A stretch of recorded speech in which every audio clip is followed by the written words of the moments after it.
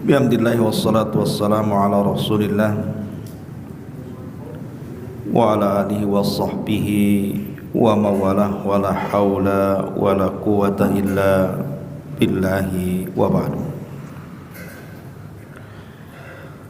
Alhamdulillah, segala puja dan puji hanya milik Allah subhanahu wa ta'ala. Salawat dan juga salam kita hadiahkan kepada Rasul kita Nabi besar Muhammad sallallahu alaihi wa ala alihi wasallam. Hadirin dan hadirat yang dimuliakan Allah subhanahu wa ta'ala, tema di malam hari ini kita akan berbicara soal sifat-sifat penduduk neraka dan juga penduduk surga. Ma'asyiral muslimin wal muslimat rahimakumullah. Tujuan hidup manusia di dunia tidak lain kecuali hanya mengejar kehidupan akhirat, tentu bagi orang-orang yang beriman. Karena bagi orang yang beriman, mereka belum merasa kenyang dengan kenikmatan dunia sampai betul-betul kedua kakinya menginjakkan sorga. Bahkan kalau hanya satu kaki masuk sorga sementara kaki yang lainnya belum di sorga, seorang mukmin belum merasa aman. Dan itulah yang dirasakan oleh Abu Bakar Siddiq radhiyallahu an. Dia mengatakan, seandainya kaki kananku sudah di sorga sementara kaki kiriku belum masuk, maka aku belum merasa aman sampai dua-duanya masuk. Nah, di sini kita akan membahas siapa mereka penduduk neraka dan siapa mereka penduduk sorga. Kita awali dari penduduk neraka dulu. Di dunia ini ada dua kelompok yang tidak suka kita masuk surga. Di dunia ini ada dua kelompok, mereka tidak suka kita masuk surga. Pertama, kelompok syaitan, tentu dikepalai oleh iblis. Karena Allah subhanahu wa ta'ala mengatakan dalam surah Al-A'raf, Allah subhanahu wa ta'ala mengatakan dalam surah Al-A'raf, tepatnya ayat 27, Allah subhanahu wa ta'ala mengatakan, ya bani Adam la yaftinannakumus syaitan kama akhraja abawaikum minal jannah. Wahai anak Adam, janganlah syaitan itu memfitnah kalian sebagaimana syaitan telah berhasil mengeluarkan kedua bapa kalian, Adam dan Hawa. Kemudian Allah subhanahu wa ta'ala ulas dalam surah Toha ayat 117-nya, faqulna ya Adam inna hadza aduwwun lak wa li zawjika fala yukhrijannakuma minal jannati fatashqa.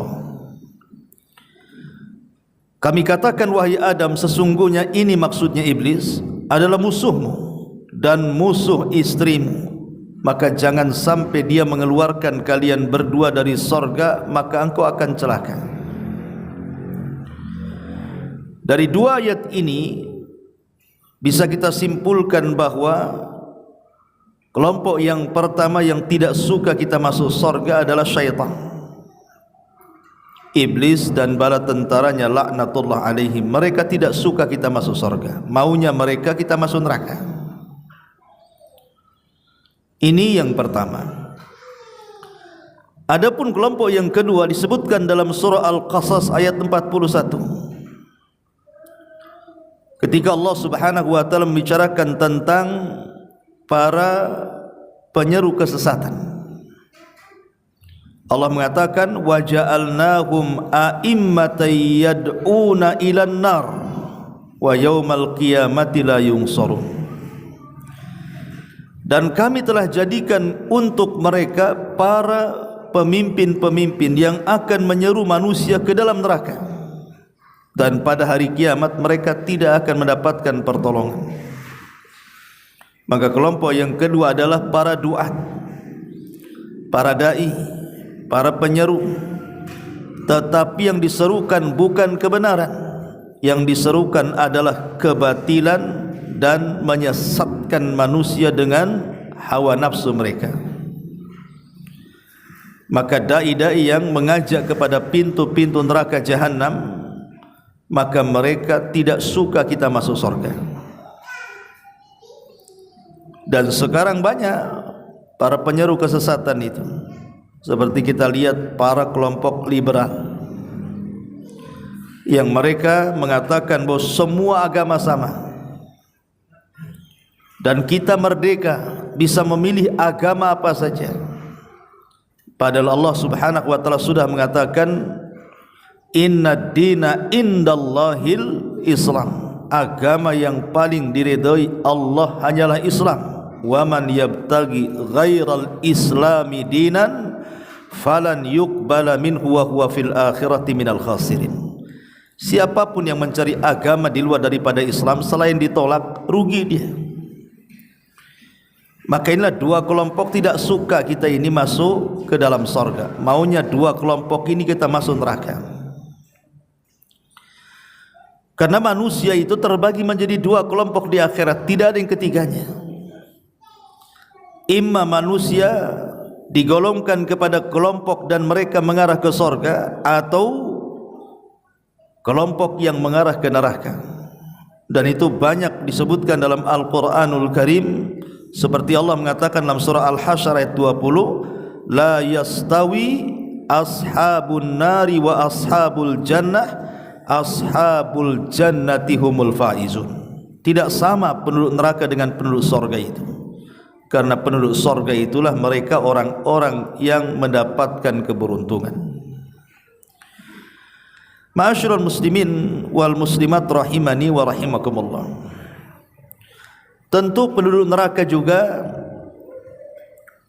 terbagi menjadi dua pembahasan. Ada orang-orang yang secara ta'yin, artinya secara perorangan individu, itu disebut namanya, bahwa mereka termasuk penduduk neraka, dan kalau sudah disebut nama dipastikan masuk neraka.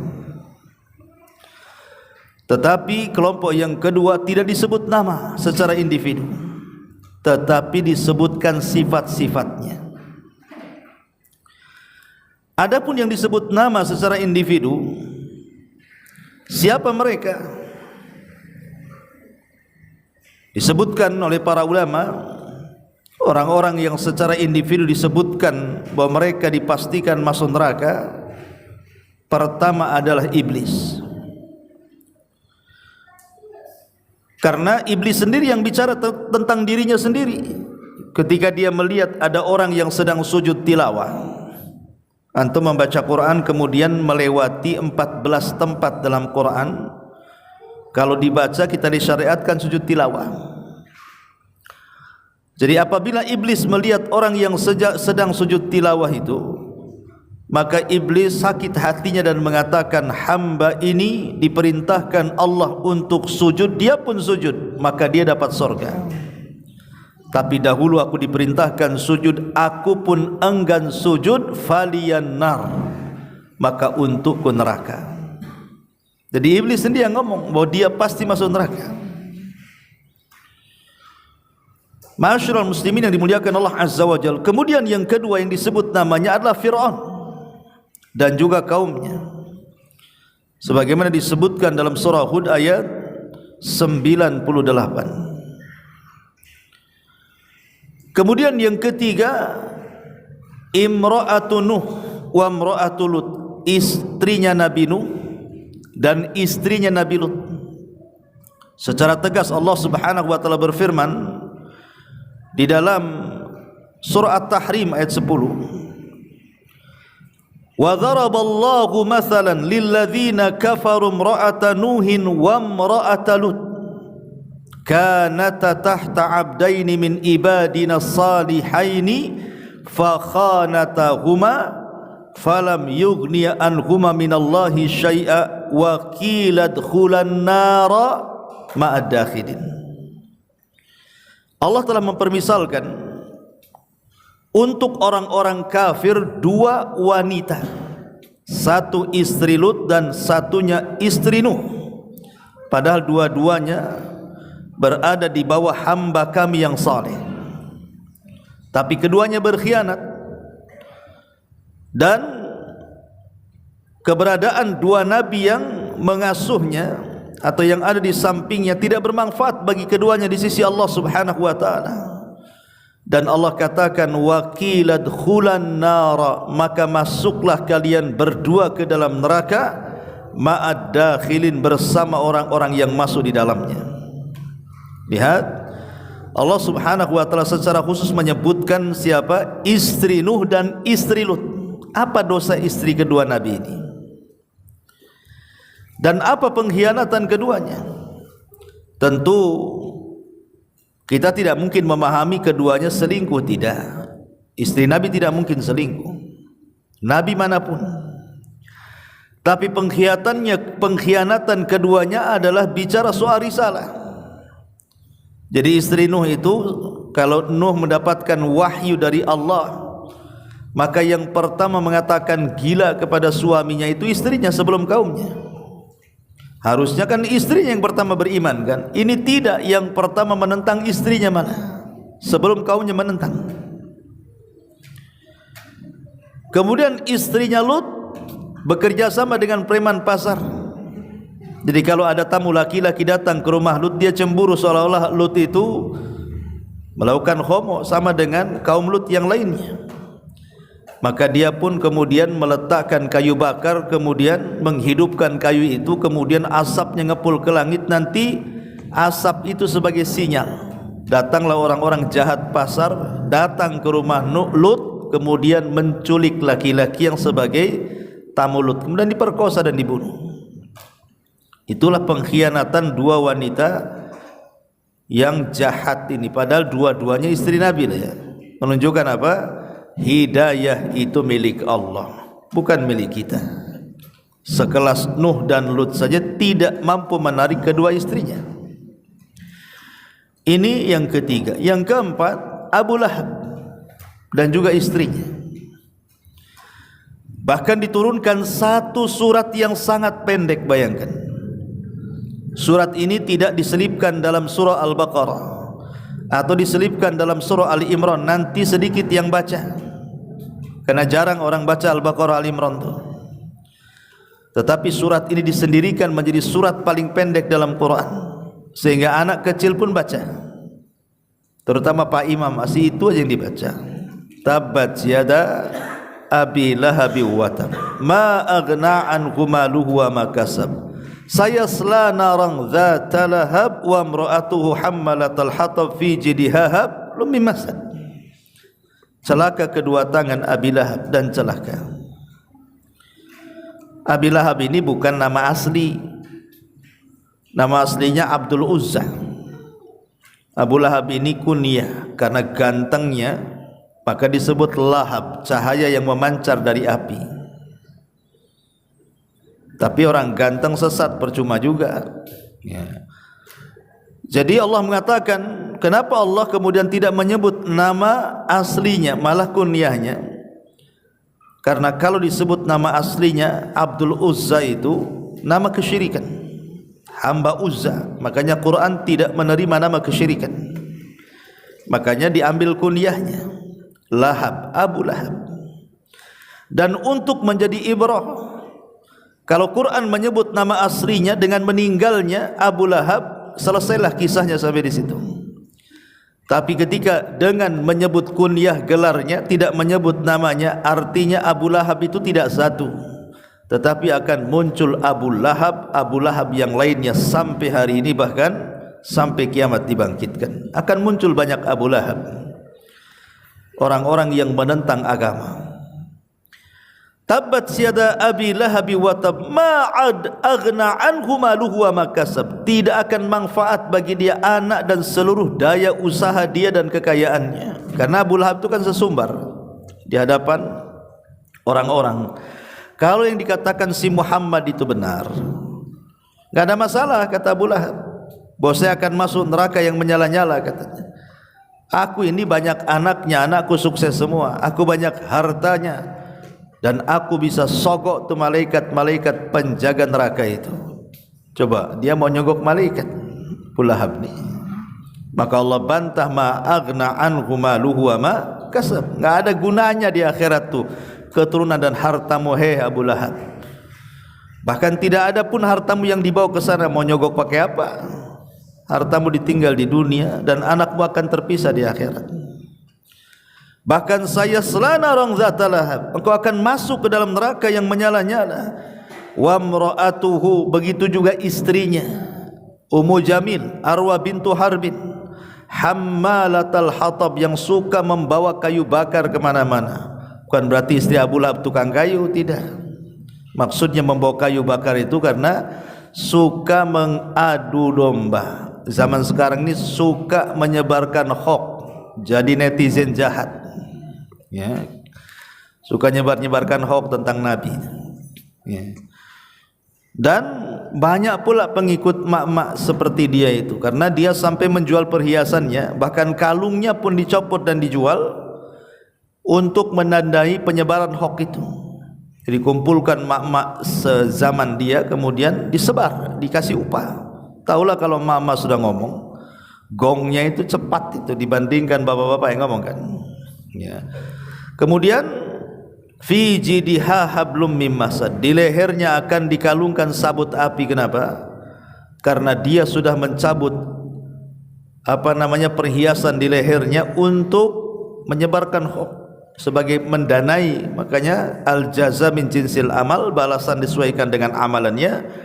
Maka kalung yang dijual untuk mendanai dalam rangka mengadu domba Nabi itu akan menjadi sabut kelapa dan akan menempel di lehernya dan akan terbakar di neraka. Inilah yang keempat. Yang kelima, Amr bin Luhai al-Khuzai. Amr ibn Luhai al-Khuzai. Amr ibn Luhai al-Khuzai ini adalah seorang pemimpin dari pemimpin kabilah Khuza'ah. Dulu Arab itu dipimpin oleh kabilahnya istri daripada Nabi Ismail, namanya Jurhum. Jadi Mekah dan di sekitarnya itu yang memimpin itu suku Jurhum dulunya, dari Yaman. Tapi kemudian Jurhum diserang oleh kabilah Khuza'ah, kalah Jurhum, maka Khuza'ah lah yang berkuasa. Kemudian Khuza'ah diserang oleh Quraisy, maka Quraisy lah yang berkuasa. Begitulah kemudian terjadi peperangan di zaman itu. Lah di zaman kabilah Khuza'ah ini ada satu pemimpin mereka namanya Amr ibn Amir al-Khuzai, atau dikenal dengan Amr bin Luhai. Sebelum kedatangan Khuza'ah, Arab dikuasai oleh Jurhum itu mereka masih menyembah tauhid, masih menyembah Allah dan masih menegakkan tauhid karena pengaruh agama Ismail yang masih kuat.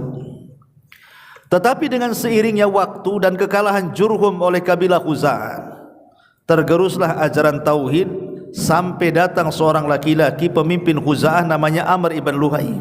Dia safar ke Syam, kemudian dia lewat ke sebuah daerah itu semua penyembah berhala. Tertarik pula si Amr ibn Luhai ini kepada berhala-berhala itu. Ditanya satu-satu, ini berhala untuk apa? Berhala itu untuk apa? Dijawab, ini berhala yang ini nih untuk penglaris, yang ini untuk jodoh, yang ini untuk usaha, yang ini pula bisa menurunkan hujan. Lah ketika dia mendengar bahwa yang besar itu bisa menurunkan hujan, dia teringat Mekah itu gersang. Jadi dia pikir kalau bawa berhala itu kemudian diletakkan di Ka'bah nanti bisa hujan. Akhirnya dia mengambil satu berhala yang disebut dengan Hubal. Itulah berhala yang pertama, namanya Hubal, dibawa oleh Amr ibn Luhai ke Mekah, kemudian ditaruh dalam Ka'bah. Itulah berhala pertama. Akhirnya kemudian setelah Hubal banyak berhala-berhala yang lainnya, akhirnya seluruh kota Mekah penuh dengan berhala. Makanya disebut jahiliyah. Lah Nabi SAW ketika diutus dan mengembalikan ajaran tauhid, maka Rasul bersabda, inni ra'aitu amra ibna Luhayyin fin nari yajurru am'a'ah. Aku melihat Amr bin Luhay di neraka dan terburai ususnya. Kenapa? Li'annahu awal man ghayyara dina Ibrahim, karena dia orang yang pertama merubah agama Ibrahim di Jazirah Arab. Rasul menyebut secara nama Amr ibn Luhay, ya. Lah inilah yang disebutkan para ulama, 5 orang yang disebutkan secara ta'in namanya, ya. Adapun tentang sifat-sifat siapa penduduk neraka itu, maka kita mulai dari Al-Quran dulu, baru kepada sunnah Nabi SAW. Adapun dalam Al-Quran yang pertama, Al-Kafaratul wal Musyrikun, orang-orang kafir dan orang-orang musyrik.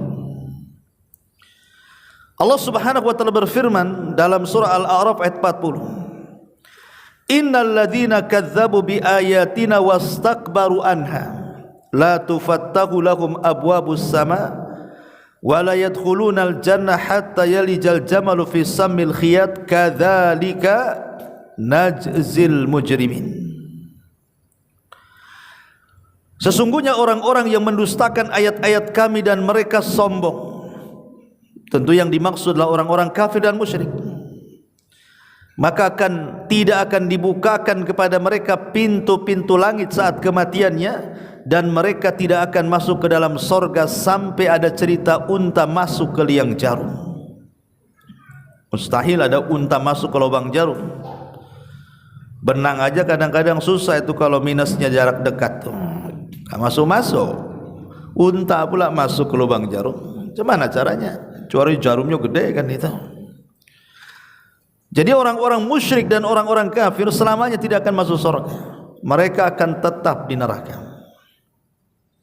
Dan satu-satunya orang kafir yang diringankan azabnya di neraka itu cuma satu orang, Abu Talib. Kata Nabi SAW, kalau bukan karena aku, tentu Abu Talib itu berada di gelombang api neraka, tapi Allah pindahkan sehingga nerakanya sampai ke tumitnya saja, tapi cukup mendidihkan kepalanya, kata Rasul. Kemudian yang kedua, al-mujrimun, orang-orang mujrim, para pendosa. Orang-orang yang suka melakukan dosa, maka mereka terancam dengan jahannam. Innal mujrimina fi adzabi jahannam khalidun. Sungguhnya orang-orang mujrim, orang-orang yang suka melakukan dosa, dipastikan masuk jahannam, kecuali dosa-dosa yang tahta masyiatillah, di bawah kehendak Allah. Kalau Allah berkehendak ya diampuni, kalau Allah tidak berkehendak ya dicuci dulu neraka, kan itu. Kemudian yang ketiga, orang-orang munafik. Allah mengatakan innal munafiqina fi darkil asfali minan nar. Orang munafik itu diletakkan di intip neraka yang paling dalam. Jadi kalau neraka itu berlapis-lapis sama dengan bumi berlapis-lapis, maka lapisan yang paling dalam itu orang-orang munafik. Kemudian baru di atasnya orang-orang murtad. Kemudian di atasnya orang-orang kafir asli. Kenapa orang-orang kafir asli justru di urutan ketiga? Harusnya orang kafir asli dari orok dia kafir sampai mati kan paling dalam tuh harusnya kan. Kenapa kemudian dia di urutan ketiga? Justru orang munafik itu yang paling dalam sendiri. Karena orang munafik itu lebih bahaya kepada Islam dibandingkan orang kafir. Orang kafir jelas, tapi orang munafik tidak jelas. Mereka yang merusak Islam. Makanya diletakkan di intip neraka yang paling dalam. Baru orang murtad. Kenapa orang murtad nomor 2 urutannya? Siksanya terberat karena dia sudah dapat hidayah malah dilepas pula hidayahnya. Kan bodoh orang kayak gitu. Udah dapat hidayah malah dilepas hidayahnya. Kalau orang kafir karuan tidak dapat hidayah. Ini sudah dapat hidayah malah kemudian dilepas hidayahnya. Makanya orang seperti ini layak diletakkan di neraka yang paling dalam, nomor urut 2 setelah munafik. Baru yang ketiga agak ringan ya orang kafir asli. Baru di atasnya orang kafir asli orang-orang yang berdosa. Ya. Ma'asyiral muslimin wal muslimat rahimakumullah. Kemudian yang keempat, al-muti'una li ru'asaihim mudallin. Para pengikut kepada orang-orang yang menyesatkan mereka. Orang-orang awam yang tidak tahu menahu, akhirnya main ikut saja kan. Apa kata tokohnya A ikut A, B pada sesat. Makanya di negeri kita ini aneh, sering saya katakan likulli sakitin lakit. Orang Arab mengatakan setiap yang jatuh itu pasti ada yang mungut. Maknanya setiap ajaran sesat ada saja pengikutnya. Ngaku Nabi saja ada pengikutnya, ngaku Imam Mahdi ada pengikutnya. Coba bayangkan, padahal yang ngaku Imam Mahdi ini perempuan, ada juga pengikutnya. Padahal Imam Mahdi kan laki-laki, kenapa jadi perempuan pula? Itulah satu-satunya di Indonesia. Siapa Lia Eden itu siapa? Ya. Ada juga pengikutnya, kawan. Sesesat-sesatnya ajaran di negeri kita ini ada pengikutnya. Baik pengikut di alam nyata atau di alam gaib. Di alam gaibnya di medsos maksudnya. Netizen itu pengikutnya itu. Coba. Ada, padahal udah jelas-jelas sesat loh ya. Mereka tidak paham bahwa orang-orang yang mentaati para pengajak kesesatan itu, walaupun mereka tidak tahu menahu, tetap mereka masuk neraka. Karena harusnya mereka kan mencari kebenaran. Quran sudah turun, Nabi sudah diutus, ya. Kenapa asal ikut-ikutan gitu? Harusnya belajar supaya tidak tersesat. Kemudian yang kelima, tarikul wajibat wa murtakibul muharramat. Orang-orang yang meninggalkan yang wajib-wajib dan terjatuh kepada yang haram-haram. Allah mengatakan dalam Al-Quran surah Al-Mudaththir, Allah mengatakan, ketika Allah mengatakan kenapa kalian masuk ke neraka Saqar, kenapa kalian masuk ke neraka Saqar, masalakakum fi Saqar, kenapa kalian bisa masuk ke neraka Saqar? Maka penuh neraka Saqar mengatakan apa? Qalu lam naku minal musallin wa lam naku nut'imul miskin wa kunna nakhudhu ma'al khaidin wa kunna nukadzibu biyaumiddin. Karena dulu di dunia kami jarang sholat, bahkan tidak sholat. Kami di dunia tidak punya empati kepada orang-orang fakir, orang-orang miskin. Dan kami juga selalu terlelap dalam kesesatan dan mendustakan hari kebangkitan. Lihat jawaban penduduk neraka Saqar ini. Karena mereka meninggalkan kewajiban, tidak sholat. Di masyarakat ini ikhwan, kita lihat coba orang-orang awam tuh, mereka tidak sholat tuh kayaknya tidak ada beban loh. Sama sekali tidak ada beban. Saya pun aneh, padahal mereka muslim, maksud KTP-nya muslim gitu ya. Tapi tidak ada beban meninggalkan sholat tuh, kayak biasa saja. Seolah-olah mereka itu tidak takut neraka. Dan orang baik menurut mereka gitu ya. Asal tidak nyuri gitu, asal tidak jadi preman, asal tidak malak, itu orang baik gitu. Walaupun tidak sholat gitu. Padahal lebih parah dia meninggalkan sholat dibandingkan malak kan itu. Karena meninggalkan yang wajib dosanya lebih besar dibandingkan yang melakukan yang diharamkan. Sekafir meninggalkan yang wajib itu ya. Kemudian juga yang nomor 6, al-jabbarun al-mutakabbirun, orang-orang yang sombong, orang-orang yang ujub, yang takabbur.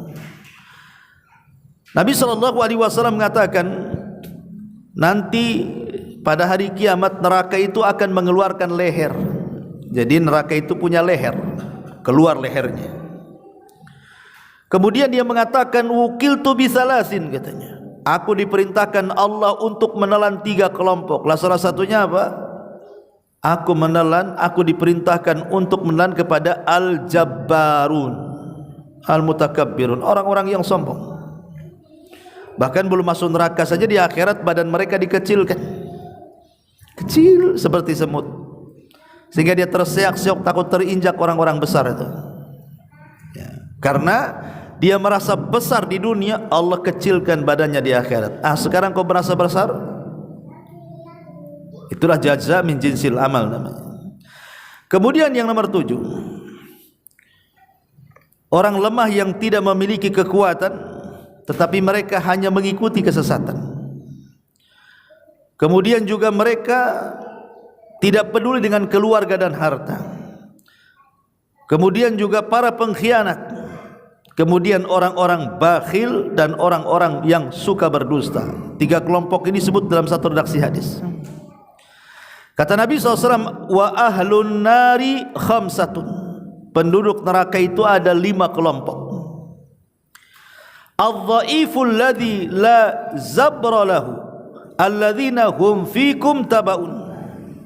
Penghuni neraka itu ada 5 kata Rasul. Yang pertama, orang lemah yang tidak memiliki kekuatan, yaitu para pengikut di tengah-tengah kalian.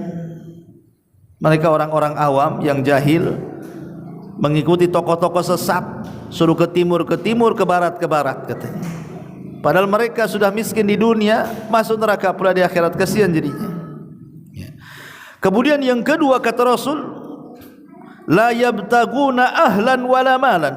Orang yang tidak peduli dengan keluarga, nggak peduli. Kalau bisa nggak punya keluarga lah, saya tidak apa-apa, hidup sendiri. Jadi bujang lapu.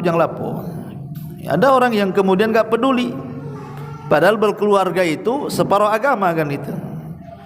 Ataupun tidak peduli dengan harta, dengan apa, padahal harta juga bisa untuk disedekahkan, dapat pahala dengan sedekahnya.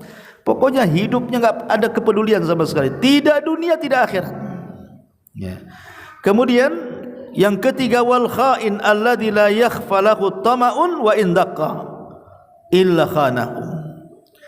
Dan yang ketiga, mereka adalah para pengkhianat yang tidak samar baginya ketamakannya, meski tidak jelas kecuali pasti mengkhianatinya.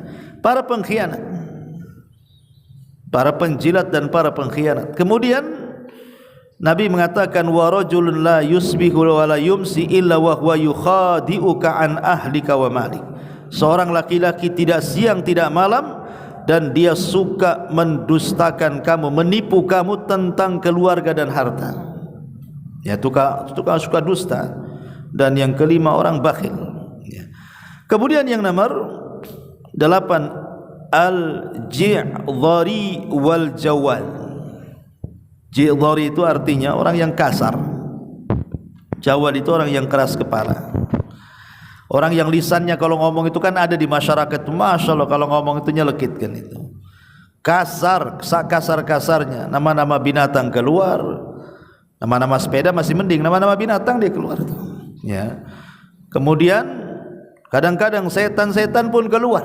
Sak genderuwonya, sak susernya, sotnya, apa semua keluar semua. Kan? Ada orang yang kalau ngomong itu kayaknya enteng sekali, dia menyebutkan binatang, menyebutkan laknat. Na'udzubillah. Itu disebut ji'dhari namanya. Rasul mengatakan, inna ahlan nar kullu ji'dhari jawadin mustaqbirin jamma' manna' wa ahlul jannati dhu'afa al-maghlubun. Sesungguhnya penduduk neraka kata Rasul, semua orang yang kasar lagi keras. Kerasnya kepala, kemudian kasar lisannya. Na'udzubillah, ini paling banyak. Orang-orang seperti ini paling banyak, terutama orang-orang yang jauh daripada hidayah. Orang-orang yang ya masuk pada kelompok-kelompok yang kadang-kadang tidak peduli bahwa setiap ucapannya itu akan dipertanggungjawabkan. Na'udzubillah. Kata Nabi SAW, sungguhnya penduduk neraka adalah semua orang yang keras dan kasar, orang yang bergaya sombong di jalanan, orang yang menyombong-nyombongkan, dan orang yang banyak mengumpulkan harta, serta bakhil. Adapun penduduk sorga, mereka adalah orang-orang yang lemah lagi terkalahkan. Kemudian yang nomor 9, al-mu'taduna alal akharin wal mutabarrijat. Orang-orang yang suka melakukan kezaliman kepada orang, dan para wanita yang suka tabarruj. Nabi mengatakan, sinfani min ummati lam arahuma.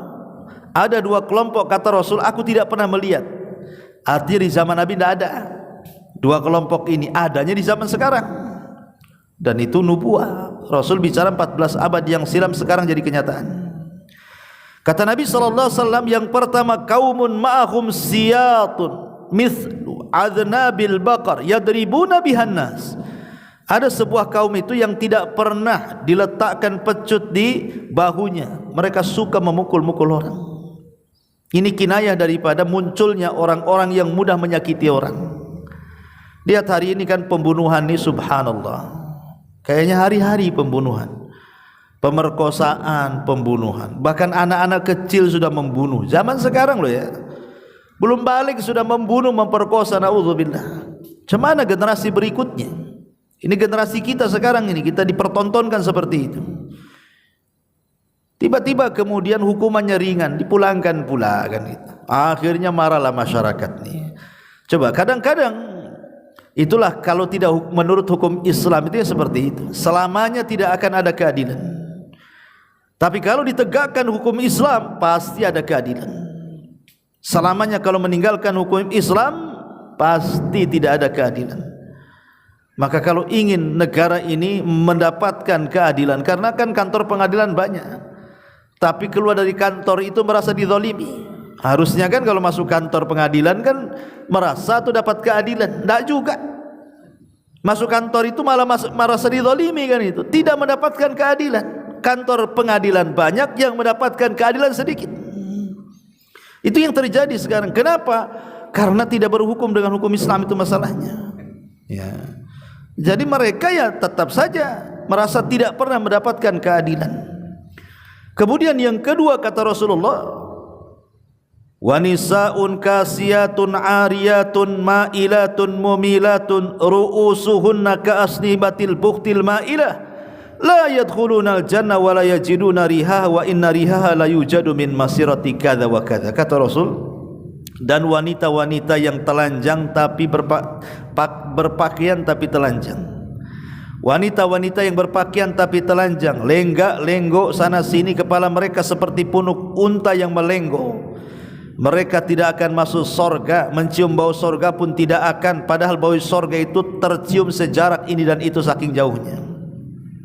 Dan kita saksikan hari ini kan, antum yang hidup di Nagoya hari-hari dan nengok kan. Kalau saya di Tiban kan masih jarang-jarang kan itu. Coba, subhanallah, mereka tidak takut bahwa mereka tidak akan masuk surga, bahkan mencium bau surga pun tidak. Mereka tidak takut. Alasannya sederhana. Apa itu? Mencari penghidupan. Harus cari kerja apa? Saya terpaksa saya melakukannya. Enggak ada kalimat terpaksa itu. Bumi Allah ini luas, rizki Allah itu luas. Yang halal lebih banyak dibandingkan yang haram. Anda ini sedang mengikuti hawa nafsu, mengikuti syaitan. Dunia ini luas, yang halal banyak. Anda tidak hidup lama di dunia ini. Sebentar pun akan mati. Coba kalau meninggal dalam kondisi seperti itu. Kita lihat kadang-kadang di koran, ada seorang wanita, ya mungkin wanita malam, tiba-tiba meninggal di hotel, ditikam pasangannya yang enggak jelas. Coba mati dalam kondisi seperti itu. Mati di diskotik sedang mabok, ya kadang-kadang minum obat overdosis, mati dalam kondisi seperti itu, dia mati. Sudah susah di dunia gitu kan, kesenangannya sesaat, di akhirat pula bau surga tak dicium dia. Macam mana masuk ke dalam surga? Ya. Ma'asyiral muslimin wal muslimat rahimakumullah. Kemudian juga yang nomor 10, orang-orang yang suka hasad. Sebenarnya hasad ini ikhwan, saya antum siapapun pasti punya hasad. Tidak ada manusia yang tidak punya hasad. Tapi orang baik menyembunyikan hasadnya. Orang jahat itulah yang menampakkan hasadnya. Hasad kalau disembunyikan tidak ada masalah. Kayak antum melihat ada kawan punya rumah bagus, kepengen, itu kan hasad juga. Ada kawan punya mobil bagus, kepengen, itu hasad juga. Tapi kan kita sembunyikan. Ya. Orang baik itu pasti akan menyembunyikan hasadnya, tapi orang jahat dia akan menampakkan. Bahkan dia berangan-angan untuk menghilangkan kenikmatan orang dan berpindah kepada dia, atau minimalnya hilang tapak yang berpindah. Tapi jangan kemudian dia lebih daripada saya, katanya. Nah ini kan masalah. Ya. Kemudian juga orang-orang zalim. Kemudian para qati'ir rahim, orang yang memutus silaturahim. Kemudian juga al-ya'isina min rauhillah, orang-orang yang putus asa daripada rahmat Allah.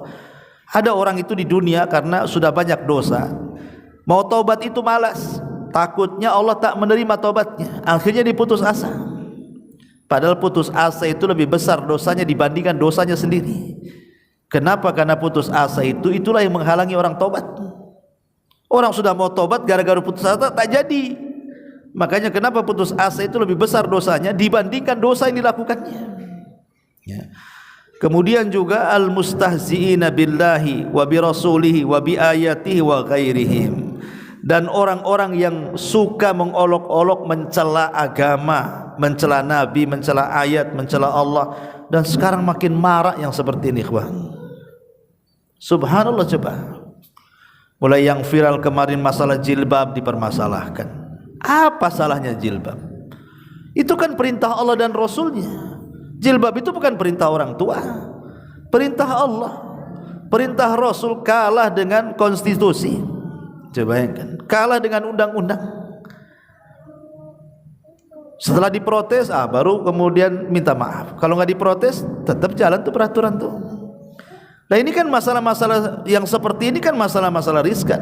Allah mengatakan dzalika bi annahum karihu ma anzalallahu fa ahbatallahu a'malahum. Ketika mereka membenci apa yang Allah turunkan, Allah leburkan semua amalnya. Allah hilangkan semua amalnya. Karena itu kekufuran. Kalau sudah kemudian mengolok-olok Allah, mengolok-olok ajarannya, ayat-ayatnya, Rasulnya, itu kekufuran. Dan itu kekufuran yang nampak di negeri kita ini semakin hari. Ada saja yang melecehkan Islam. Ada saja. Ya. Contoh umpamanya, ya kita juga mengkritik sedikitlah soal kebijakan pemerintah ini kadang-kadang. Contoh umpamanya ketika kemarin ada pemimpin Nasrani datang ke Indonesia. Mereka sudah punya tempat. Kenapa pakai tempat kita? Kan itu kan. Ini kan melukai hati kaum muslimin, ikhwan. Macam mana pula seperti itu? Padahal Allah sudah tegas mengatakan lakum dinukum waliyadin. Kurang apa Allah mengatakan? Sudahlah agama kamu. Kami enggak maksa agamamu kok. Karena Islam mengatakan la ikraha fid din, tidak boleh ada paksaan dalam agama tuh. Ya sudah, yakini keyakinanmu. Kami meyakini keyakinan kami. Kenapa mesti memaksakan keyakinan kita? Tidak boleh azan, harus ada pakai running text atau apa istilahnya. Kalau tidak ada kritikan ya mungkin akan begitu kan. Semua siaran mungkin boleh jadi dilarang kan gitu. Lah ini kenapa mayoritas kok kalah dengan minoritas pula? Ya, shadaqa Rasulullah. Ketika Nabi SAW mengatakan nanti di akhir zaman umat Islam itu diibaratkan nampan penuh dengan makanan dikeroyok orang lapar. Kata para sahabat Rasul, apakah kami sedikit pada waktu itu? Kenapa diperebutkan? Maka Rasul mengatakan bal antum yauma idzin katsirun. Kalian itu banyak, tetapi keberadaan kalian itu lemah karena Allah telah cabut rasa takut di hati musuh kalian dan Allah letakkan kehinaan di hati kalian. Jadi dulunya orang kafir takut sama kita, dicabut rasa takutnya. Dulunya kita ini jaya, dicabut kejayaannya. Kemudian para sahabat mengatakan, apa penyebabnya wahai Rasul? Maka Nabi SAW penyebabnya dua. Dan itu terlahir dari penyakit lemah yang disebut dengan wahn. Hubbud dunya wa karahiyatul maut. Terlampau cinta dengan dunia dan takut dengan kematian. Ma'asyiral muslimin wal muslimat rahimani wa rahimakumullah. Ini diantara sifat-sifat penduduk neraka dan banyak lagi ya. Karena waktu juga kita masuk kepada siapa penduduk sorga. Sebagaimana penduduk neraka, penduduk sorga pun terbagi menjadi dua. Ada yang disebutkan secara ta'yin individu, ada hanya disebutkan sifat-sifatnya saja. Adapun secara ta'yin individu, seperti ketika Rasul bicara tentang al-asyaratu al-mubashiruna bil jannah, 10 sahabat yang dijanjikan masuk surga itu disebut namanya. Abu Bakar, Umar, Uthman, Ali, Talha, Zubair, Sa'ad bin Abi Waqqas, Abdurrahman ibn Auf, Said ibn Zaid, Abu Ubaidah ibn Amir ibn Jarrah. Itu 10 sahabat yang dijanjikan masuk surga. Bukan berarti 10 ini saja, tidak. Banyak para sahabat yang juga disebut secara lisan oleh Nabi SAW mereka masuk surga. Seperti umpamanya seorang pemimpin Yahudi Madinah yang masuk Islam, satu-satunya yang masuk Islam, namanya Abdullah ibn Salam. Itu satu-satunya tokoh Yahudi yang masuk Islam. Kata Nabi SAW, Abdullah ibn Salam masuk surga. Ya, disebut langsung. Atau Ukasha ibn Mihsan, ketika Rasul menyebutkan 70.000 sahabat yang masuk surga tanpa hisab dan adab, apa kata Ukasha bin Mihsan sambil berdiri? Rasul, doakan aku ya, aku termasuk 70.000 itu ya. Kata Rasul, anta minhum, engkau termasuk mereka. Tiba-tiba yang lain juga ingin ikut-ikutan, wahai Rasul, saya juga wahai Rasul. Kata Rasul, sabaqakum biha Ukasha, tidak bisa, Ukasha sudah mendahului kalian katanya. Ini disebut namanya Ukasha ibn Mihsan. Kemudian Thabit ibn Qais al-Musyammas. Thabit ibn Qais al-Musyammas ini kan juru bicara Nabi, jubir. Ya, kalau ngomong lantang, namanya jubir kan harus lantang. Sehingga ketika dia berpidato di hadapan para delegasi luar itu, suaranya lantang, sementara suara Rasul agak lirih. Turun ayat. Sebenarnya ayat ini bukan ditujukan kepada Thabit ibn Qais, tidak.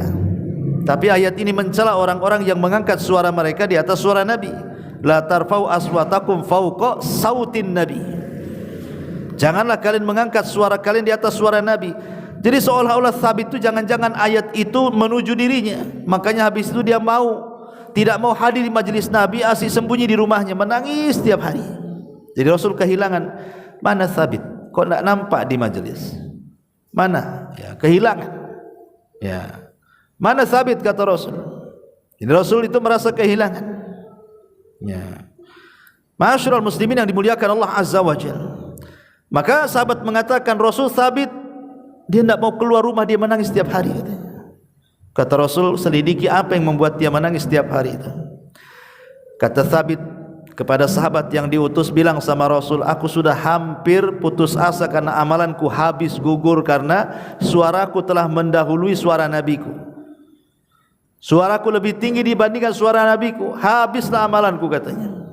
Kemudian sampailah perkara itu kepada Rasul. Kata Rasul, bilang sama Thabit, tidak, ayat itu tidak tertuju kepada dia, bahkan dia termasuk penduduk surga.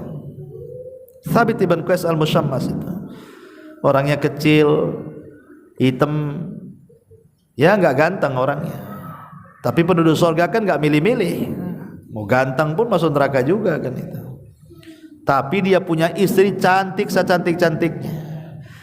Biasalah orang ganteng itu istrinya jelek ya. Kalau orang jelek pula istrinya cantik.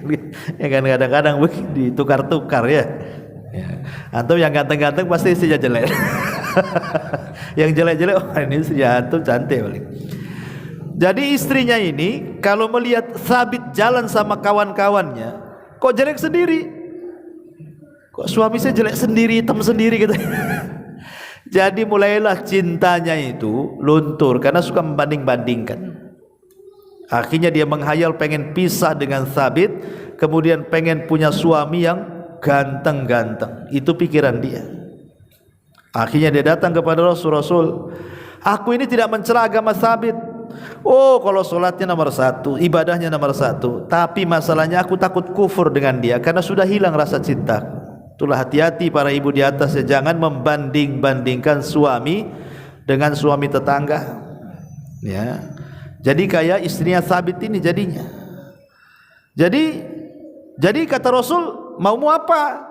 Kata istrinya Thabit, gini aja lah Rasul, aku mau cerai sama Thabit. Jadi dia minta hulu gugat cerai. Kata Rasul, tunggu dulu sampai saya panggil Thabit. Maka Thabit ibn Qais al-Musyammas dipanggil, wahai Thabit, istrimu minta cerai gimana? Oh enggak bisa. Tapi istrimu maksa, enggak mau. Ya. Tapi Rasulullah SAW juga tetap memutuskan cerai dengan syarat istrinya Thabit harus mengembalikan maharnya. Maharnya Thabit tak tanggung-tanggung, hektaran kebun kurma. Ya, mau kamu kembalikan kebunnya Thabit, katanya. Ya kalau antum kadang marah 100.000 aja gampang dibalikin. Nih bang, ambil 100.000 aja kan. Kan gitu. Ini Thabit ini kebun kurma hektaran, mikir kan mau dibalikin tuh. Tapi karena dia memang sudah tidak cinta, dibalikin tuh kebun kurmanya. Akhirnya setelah masa idahnya, rupanya dia mendapatkan suami yang menurut dia itulah idaman selama ini. Orangnya tinggi, putih, ganteng, pokoknya wah, sesuai dengan keinginannya. Tetapi perjalanan rupanya tidak seperti itu. Rupanya suami yang baru ini tidak mampu memuaskan dia dalam urusan seks. Dalam urusan ranjang tidak memuaskan. Sabit pula memuaskan. Dia jelek tapi dia memuaskan. Akhirnya dia nyesel, pengen cerai dengan suami barunya dan pengen balik kepada Sabit. Bayangkan. Ya, wa asa an tuhibbu syai'an wa huwa syarrul lakum. Terkadang apa yang kau anggap baik itu rupanya buruk pula. Belum tentu. Ya, suami yang sekarang ini ya ibu ya, itu lebih jelek dibandingkan angan-angan ibu. Kadang ibu suka ngurumpi dengan tetangga, ceritalah suami-suaminya masing-masing. Enak suami si anu gaji gede katanya. Belum tentu yang gaji gede itu baik, dan belum tentu juga yang gaji sedikit itu jahat kan. Terkadang ada kelebihan satu dengan yang lain. Contohlah kehidupan istrinya Thabit. Nah, Thabit ini juga salah seorang sahabat yang dijamin masuk surga.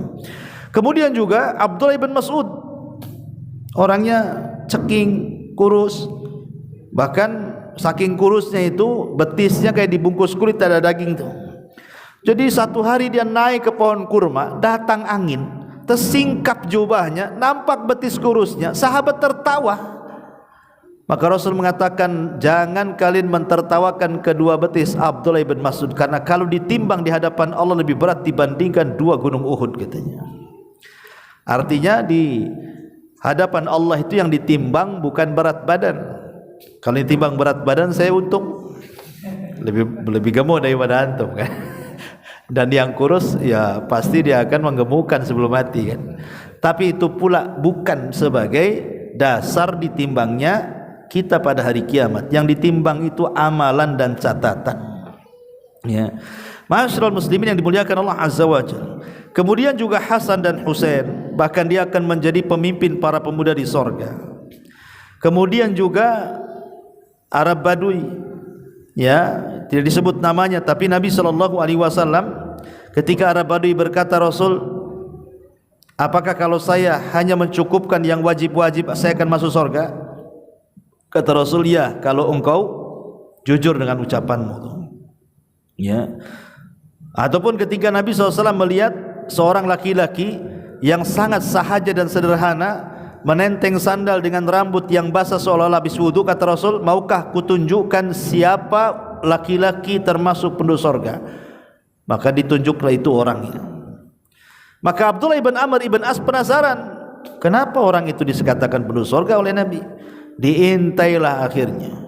Rupanya dia punya amalan satu yang luar biasa. Amalan yang lainnya kalah dengan sahabat yang lain, seperti ya sholat malamnya biasa, puasa sunnahnya biasa, baca Qur'annya biasa, zikirnya biasa. Ada yang lebih luar biasa. Kenapa Rasul tidak mengatakan penduduk surga? Karena dia punya amalan hati. Setiap malam dia mengatakan, ya Allah, ku maafkan semua orang yang mendolimiku hari ini. Itu amalannya. Setiap sebelum tidur dia ngomong gitu. Ya Allah, aku maafkan semua yang menyakitiku pada hari ini. Besoknya ngomong gitu lagi. Besoknya ngomong itu aja amalannya sampai dia mati. Ya. Jadi tidak menaruh dendam sama sekali. Ataupun Nabi SAW ketika menyebutkan istri-istri beliau banyak Khadijah. Ketika Jibril mengatakan kepada Rasul, wahai Rasul, sebentar lagi istrimu akan sampai. Maksudnya Khadijah. Dia membawa makanan dan lauk. Wabashirha, sampaikan kepada dia berita gembira dari Allah. Wabashirha bi baitin min qasabin la khasaba fiha wala nasab. Sampaikan kepada Khadijah dia telah dibuatkan istana dari mutiara yang di dalamnya tidak ada kebisingan dan keletihan. Kenapa? Karena Khadijah tidak pernah membuat bising suaminya ataupun membuat lelah suaminya. Lain kalau istri antum, hari-hari bising aja. Buat bising aja kan itu. Udah bising lemas lah antum jadinya. Pusing di luar sampai rumah lebih pusing kuadrat pusingnya. Ya. Jadi itulah diantara, ataupun Rasul juga menyebutkan Aisyah, menyebutkan Fatimah, banyaklah orang-orang yang disebutkan secara ta'in nama, ya, atau perorangan. Tapi di sana juga ada sifat-sifat yang disebutkan oleh Allah Subhanahu wa taala. Pertama dari Al-Quran, mereka adalah orang-orang yang beriman kemudian mengamalkan amal kesolehan. Allah mengatakan dalam surah Al-Baqarah 25, wa basyiril ladzina amanu wa amilus solihat anna lahum jannatin tajri min tahtihal anhar. Beri kabar gembira orang-orang yang beriman dan beramal saleh, bagi mereka surga yang mengalir di bawahnya sungai-sungai.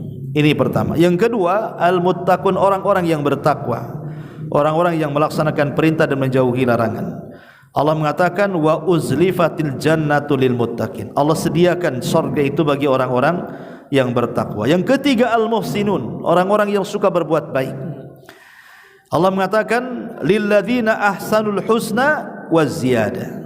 Bagi orang-orang yang mereka melakukan kebaikan, maka mereka akan mendapatkan tambahan. Apa maksudnya tambahan di sini? Selain masuk surga, mereka akan diperlihatkan wajah Allah setiap hari. Kemudian juga yang keempat, al-muti'una lillahi war rasul, orang yang berusaha mentaati Allah dan Rasulnya. Kata Rasul, kullu ummati yadkhulunal jannah, semua umatku dipastikan masuk surga, illa man aba, kecuali yang enggan masuk surga. Sahabat mengatakan, Rasul bego kali, masa ada orang yang enggak mau masuk surga? Kata Rasul, ya. Siapa mereka wahai Rasul? Mereka adalah orang-orang yang taat kepadaku, itulah orang-orang yang masuk surga. Orang-orang yang bermaksiat kepadaku, itulah yang enggan masuk surga.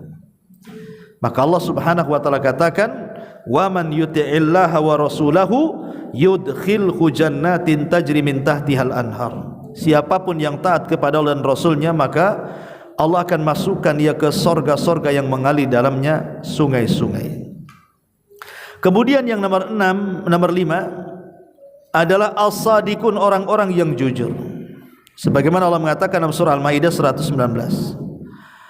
Kemudian juga as-sabiquna ila fi'lil khairat, orang-orang yang bersegera untuk melakukan peluang kebaikan. Apapun peluang kebaikan dilakukan dia. Sebagaimana surah At-Taubah ayat 100. Kemudian juga para mujahidin, baik jihad dengan hartanya, dengan jiwanya, dengan waktunya, maka mereka juga dijamin masuk surga, seperti disebutkan dalam At-Taubah ayat 111.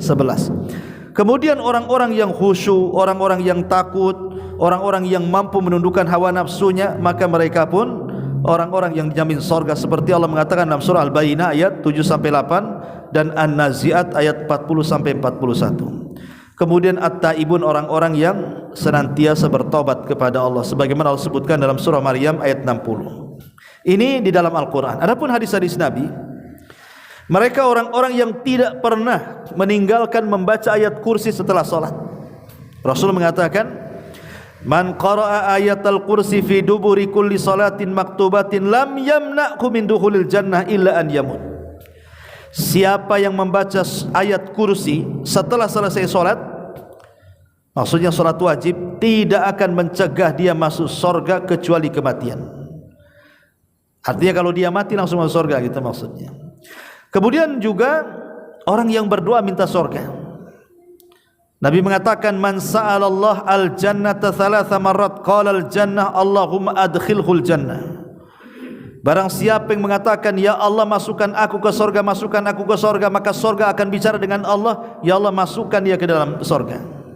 Maka banyak-banyaklah minta supaya dimasukkan ke dalam surga. Kemudian yang ketiga, memperbanyak sayyidul istighfar. Sebab kalau dibaca di sore hari kemudian mati sebelum pagi, dipastikan masuk surga. Kalau dibaca di pagi sebelum sore kemudian meninggal, maka dipastikan masuk surga. Nabi mengatakan dalam hadis Bukhari dari Sadad ibn Aus, sayyidul istighfar, penghulunya istighfar, antakula, engkau mengatakan Allahumma anta rabbi la ilaha illa anta khalaqtani wa ana abduk wa ana ala ahdik wa wa'dika mastata'tu a'udzu bika min syarri ma sana' abu'u laka bi ni'matika alayya wa abu'u bi dhanbi wa faghfirli fa innahu la yaghfiru dzunuba illa anta. Apa kata Rasul? Man qalaha, siapa yang mengucapkan ini, penghulu istighfar ini, minan nahar, di waktu siang, famata min yaumihi, sebelum sore dia meninggal, illa dakhalal jannah, kecuali dia akan masuk surga.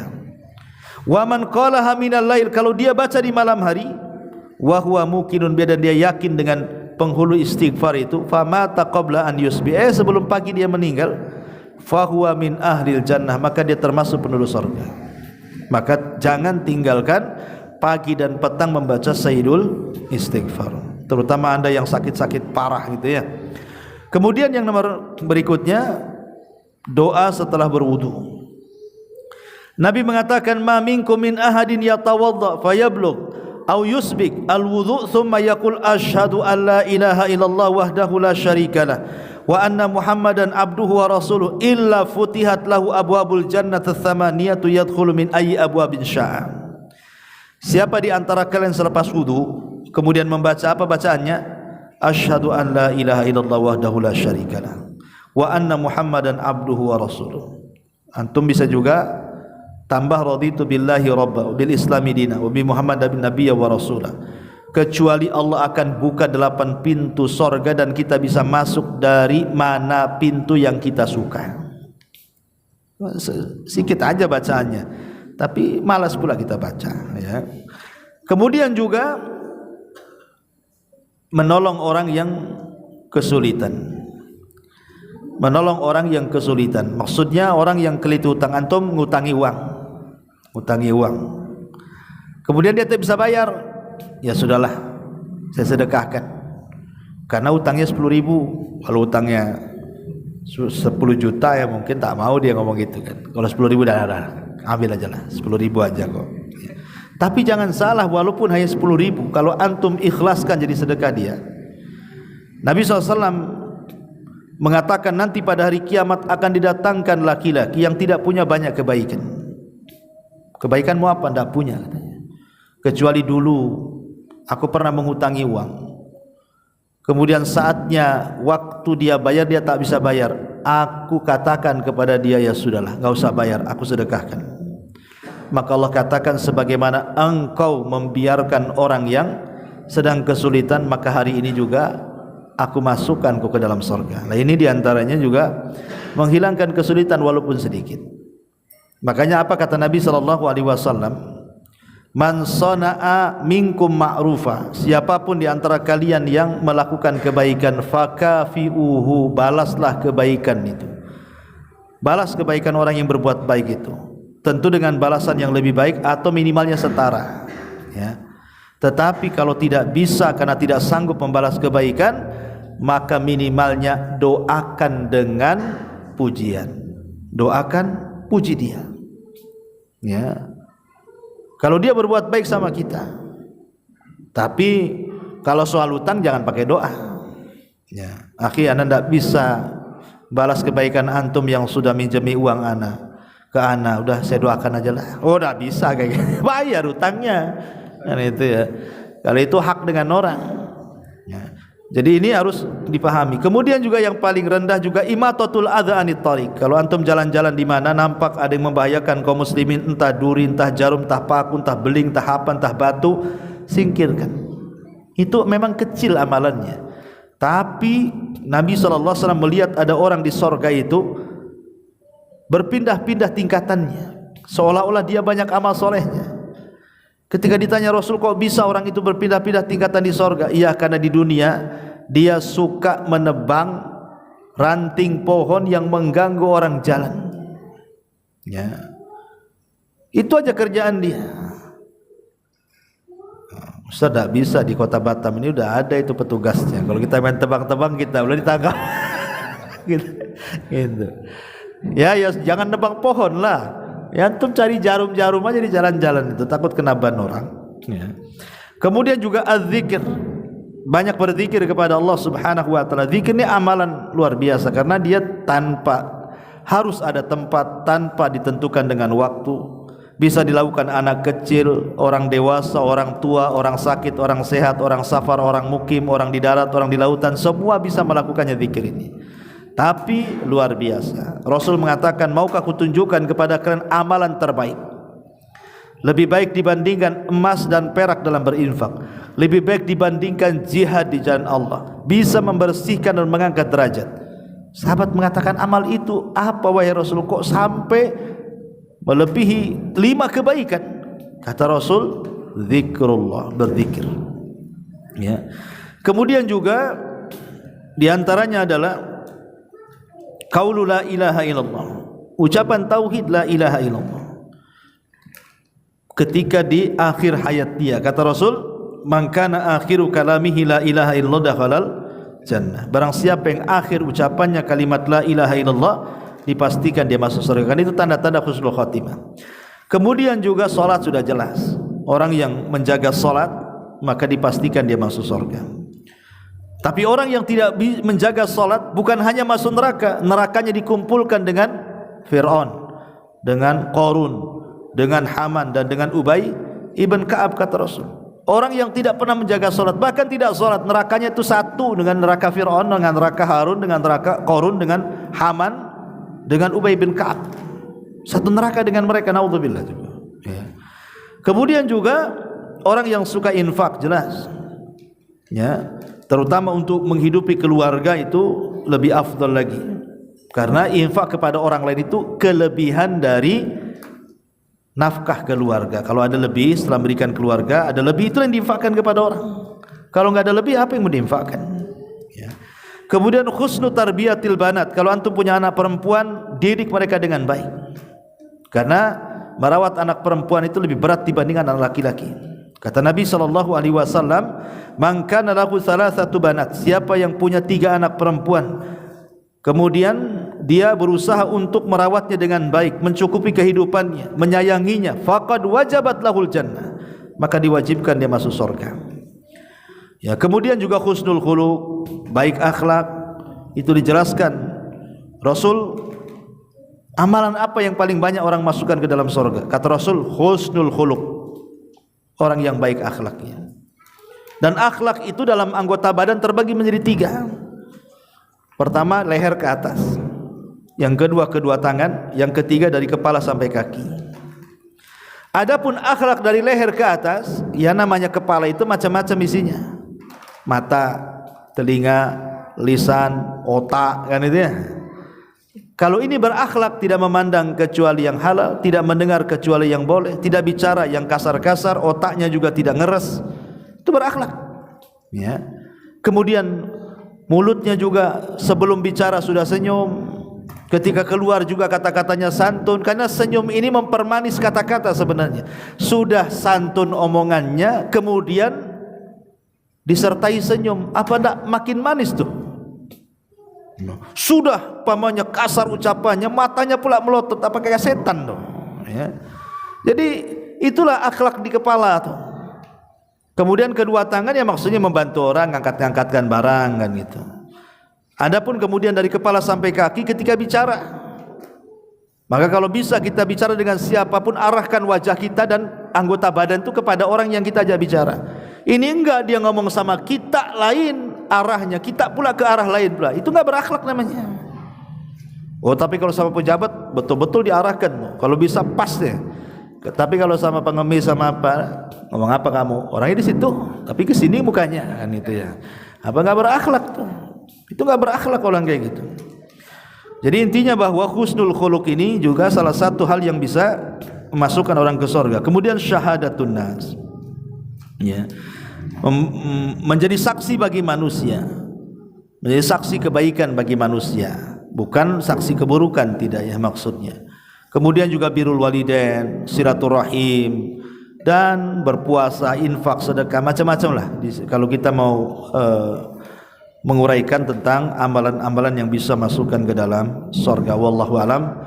Inilah pembahasan yang sederhana, mudah-mudahan ada manfaatnya. Subhanallah bihamdika, asyhadu an la ilaha illa anta, astaghfiruka wa atubu ilaik. Allahu ta'ala. Assalamualaikum warahmatullahi wabarakatuh.